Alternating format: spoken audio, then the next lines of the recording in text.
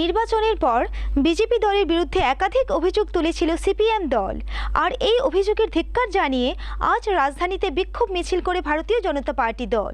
এই ধিক্কার মিছিল থেকে সিপিএম দল জনগণের মধ্যে বিভ্রান্তি সৃষ্টি করার অপপ্রয়াস নিয়েছে বলে উল্লেখ করেন প্রদেশ বিজেপি সভাপতি রাজীব ভট্টাচার্য।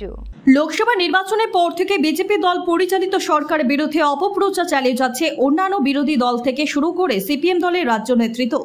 আর এর পাল্টা দিতে গিয়ে পূর্ব ঘোষণা অনুযায়ী শনিবার আগরতলায় বিরাট ধিক্কার মিছিল করল ভারতীয় জনতা পার্টি দল।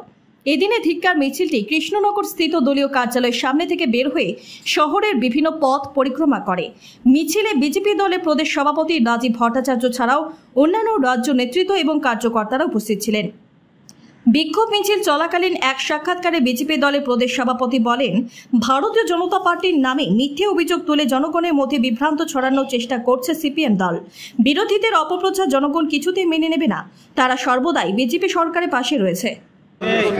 দেখুন, আমরা কয়েকদিন ধরে দেখছি এই রাজ্যের বিরোধী দল যারা রয়েছে তারা মানুষকে বিভ্রান্ত করার জন্য আমাদের ভারতীয় জনতা পার্টি সরকারের উপর বিভিন্নভাবে তারা আরোপ লাগাচ্ছে।